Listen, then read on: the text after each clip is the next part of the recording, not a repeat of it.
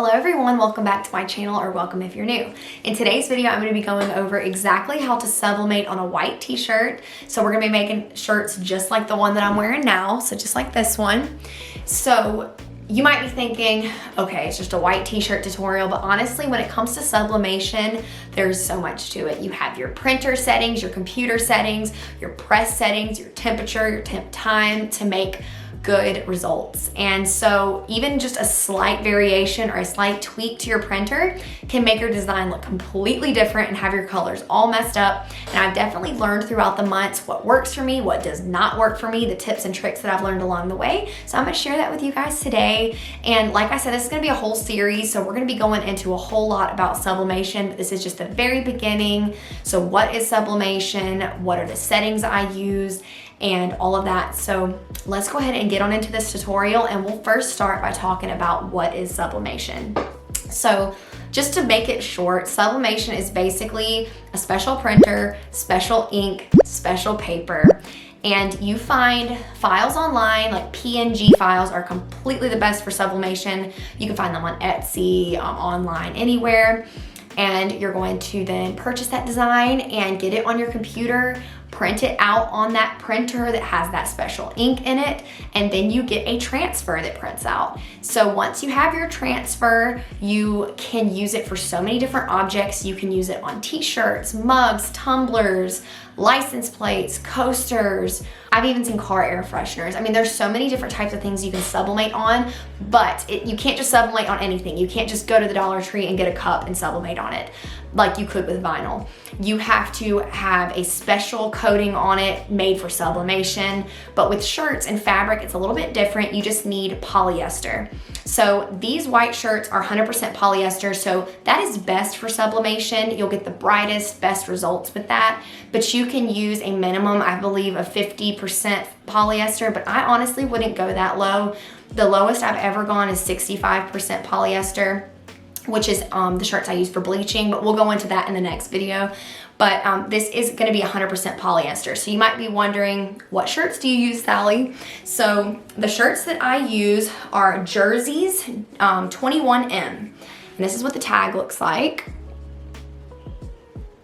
These shirts are really good quality, so you can get them anywhere really online. You can go to Jiffy Shirts, you can go to All Day Shirts, really a lot of places online, and there's not really shortages of any of this, so these are good shirts to have for just your plain white shirts. And these are at least my favorite to use. I haven't tested out many other white shirts, but this is the one that I know that I like because I get good results with it. Okay, so the next thing that I want to talk about that I use the Epson 15000. That is my printer. It is technically not a sublimation printer, but you can convert them into sublimation printers by putting in special sublimation ink. So it has an eco tank, which means you can fill it up with really any inks you want, but be mindful that it is not covered under your warranties or anything like that. You're basically taking a chance when you get that printer, so just be warned. If you get that, you're basically taking it and turning it into your own type of printer. But from what I've found is they're really hot right now, really hard to find, but keep an eye on them. Go on websites really early in the mornings and just research and call, and you'll find one. There's bound to be one somewhere soon. The ink that I use is Cosmos ink. It's probably hands down the best ink out there right now. I know that's very highly rated in the sublimation community, so I shop at Cosmos ink, and I'll link the exact one that I use down below, and it's made for eco tanks. So if you have any of the eco tanks, it'll work for that. And they also have the kits for the workforce printers and all the other types of printers out there, so just check them out. I love it, and they give me the best results. Okay, so now we're gonna hop onto the computer, and I will show you guys my exact settings that I use on my computer to print. Okay, so I have Silhouette Studio pulled up, and this is actually a free software, so anyone can download it, anyone can use it. It is a cutting software, but you can also use it for printing. So this is what I've been using, and I really like it. You can also use Photoshop and a lot of other printing softwares, but this one works great. So what you're gonna wanna do first is make sure on your settings you have the machine set to none, the cutting mat set to none, and then your media size is gonna be a custom size depending on what printer you have and what size paper you can print. Mine can go up to 13 by 19, but these orders that I actually currently have are gonna fit perfectly on an 11 by 17 sheet. So these will have to be 3 separate prints. So that's why I have it set up to 11 by 17. And the next thing you'll notice is when you have a design, these are PNG designs that I got off of Etsy, they're gonna have a red line around them. And that is normal, that's okay. That just means it is a cut line for if you were going to cut it from the silhouette, but we're not cutting anything and it's not gonna show up in your print, so don't worry about that. The next thing you're gonna do is align your design onto your paper size. And then you're gonna go up here to File, Print.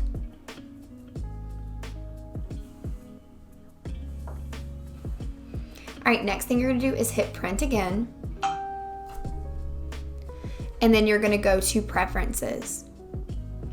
I made a preset here of the settings that I use, but I'll go ahead and go over them with you really quick. So you're gonna make sure your paper source is set to wherever your paper is loaded up, and in my case, it's in the paper tray. Have your document size set up, and mine's on 11 by 17. Orientation is portrait. Paper type, I have premium presentation paper matte. Quality is set to high. Color is on color. The next thing you're gonna go to is more options. And then again, document size, 11 by 17, output paper is same. And then down here, you're gonna go to color correction. You're gonna make sure to hit custom and then go to advanced. Next, you're gonna make sure your color mode is set to Adobe RGB, and then gamma is 2.2. And then you're gonna hit okay. And then now you're gonna make sure that your additional settings are set to bidirectional printing and mirror your image. Now this mirror image is super, super important. If you have this checked, it will always mirror your image for you. So you do not have to mirror your image. I have it set up to do that automatically. If you do not mirror your image, your item will go on backwards because you are placing this paper face down onto your material. So it will be backwards if you do not mirror your image. So you can do that manually, or you can go have it set up for you to do it for you. So that's what I like. So I have mirror image checked, and that is all you have to do. So then when I have all the settings ready, I hit okay. And then you hit print, and then you are ready to print your image. Okay, so now I'm gonna load paper up in the back of my Epson 15000. These are the 11 by 17 sheets. I usually keep like 2 or 3 at a time. So all you have to do is put it in the back and make sure that your guides are pushed in to be set up to the 11 by 17. And then it is ready to print.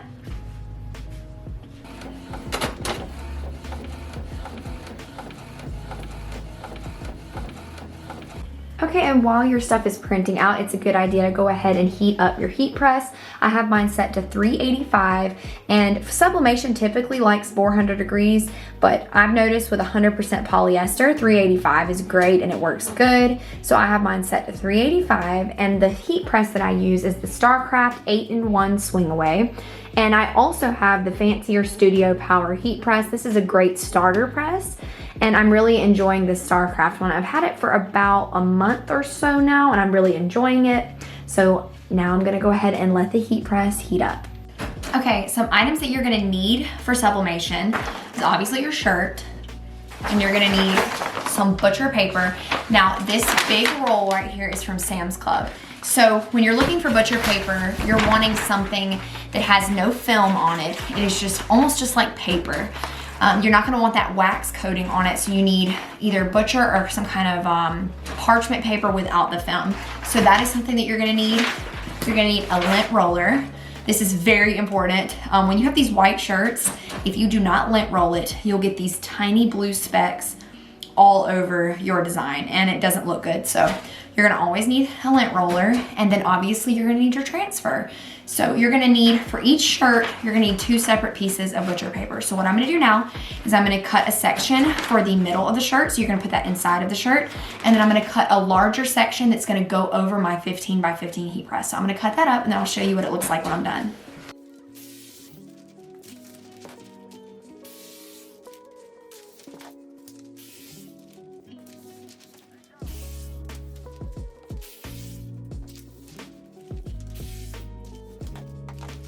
Okay, the reason why that you need to put butcher paper inside of the shirt is because when you're sublimating, the ink can transfer through the shirt, and then if you didn't have anything in between it, it'll go through to the back. And I'll show you afterward exactly what I mean, but you're just gonna wanna take your butcher paper that you cut and then just slide it right in the middle of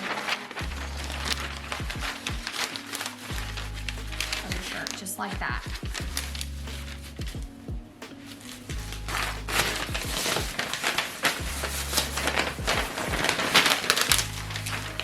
Okay, so that one's done. Now I'm gonna do the other two.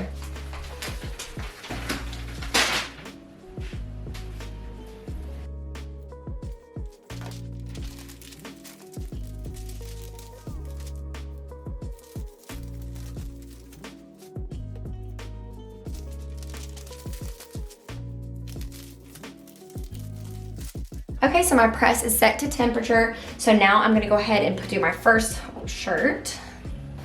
So as you can see, when the designs print out, they're very faded compared to what they are going to look like. Once they're on your shirt, they're gonna look a lot more vibrant and they're gonna pop a lot more. So that's something very important to note. Okay, so when you get these shirts, normally they'll have a crease right down the middle. So I'll usually line it up.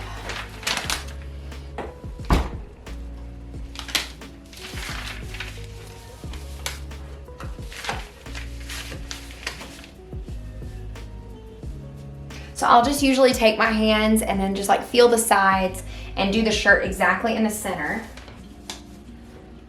because this crease is going to disappear as you pre-press your fabric. Okay, the next thing you're going to do is lint roll it.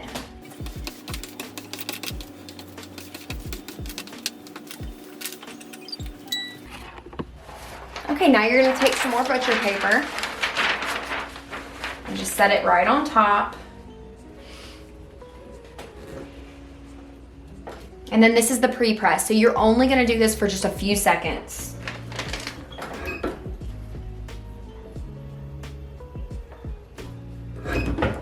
Okay, and another thing I wanted to mention is the pressure of your press. So I already told you 385 is the temperature that I use. And the pressure, a lot of people will say you need high pressure for sublimation, but you do not. I use a very light pressure. It's tight enough to where if you put a piece of paper in the press, it would not pull out, but it's not so tight that you have to really struggle to get it open. So you don't need a whole lot of pressure for sublimation, at least for shirts. Okay, so now I just yet again just check and make sure that my shirt is centered and lined up. And if you'd like to use an alignment tool or fold it in half, you can do that as well. But it all looks good. And then I just usually run over the lint roll one more time, because trust me, you do not want to miss this step. Okay, so now we have our design. Now, when you get the printout, it's obviously gonna be on a big piece of paper. Now, what I've noticed to prevent press lines, which are lines that go around your design, I tear it. So I go as close as possible, and then I'll show you when I'm done, and I just tear around my design, and it makes it to where the lines aren't as harsh on your white paper. So I'll go ahead and show you that. Okay, so as you can see, it is torn around the design, and it does not have to be perfect, obviously. It looks very rough, but what this does is just make the lines a little softer. If you cut around it, it makes, sometimes it leaves like press lines, which the customer has to wash it a couple times for the press lines to go away. And as you can see, the design is mirrored, but you're just going to want to flip it upside down just like this and lay it on your shirt where you want. I go 3 finger lengths down on every single design. You just start at the very rim of the collar right here and put 3 fingers down and just put it right about there. You can go up or down as far as you want. It's all based off preference. I think 3 finger lengths is a pretty good estimate. Okay, and another thing that's nice to have, but you don't have to have, is heat tape. So I'll just get a very small piece for each side and I'll just tape it down. And the reason that you want to do this is it keeps your design from ghosting, which can cause a little bit of a shift in your design, and you don't want that. So this kind of just helps keep things in place when you're sublimating. Okay, now we're gonna take our butcher paper And just go right on top again. And then just put it down for 60 seconds and just leave it.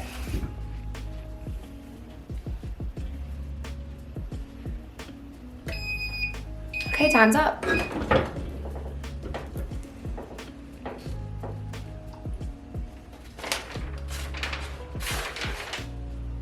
Okay, and you just take your design and peel it up. And there it is.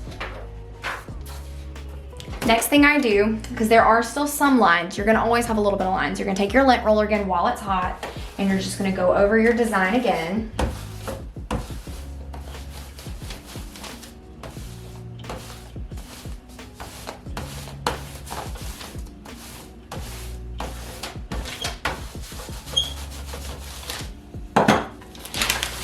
And there it is. There's our first shirt.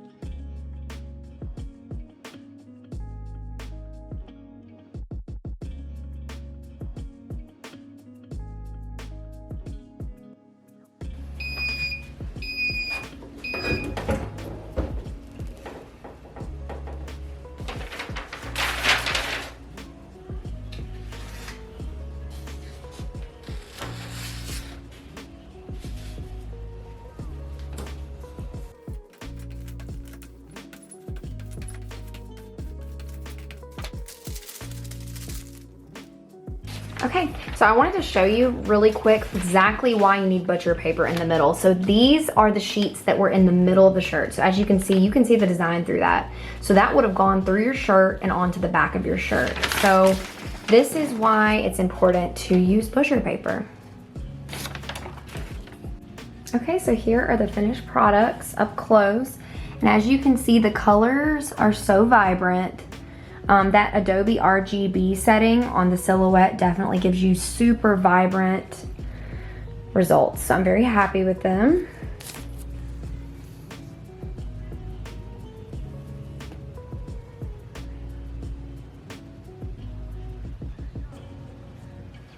So just to give you an example of how different the colors are in the paper, as you can see, the pinks look totally different, but this is the accurate file, like what it is supposed to look like, and then this is the way it prints. So as you can see, the colors definitely look a lot different from the paper versus on your actual item.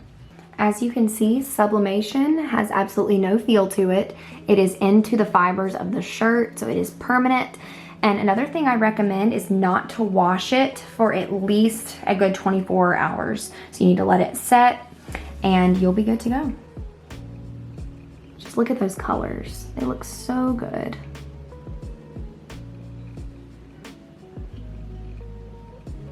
All right, so I hope that you guys enjoyed fulfilling some of those orders with me. I'm really happy with the settings that I've been using so far, and if I do find something that works a little bit better or makes things easier, I'll definitely share with you as I learn, but right now that's what's working for me. As you can see, the colors are so vibrant and so pretty with the Adobe RGB on the silhouette. So I will keep y'all updated on this journey, but so far so good. And next video, which will be on Thursday, will be how I bleach shirts and exactly my method I use for that. I still use the same print settings on the computer with printing the transfer out, but my process is a lot different than just regular white shirts. So you guys stay tuned for that, and I will see you guys in the next one. Bye.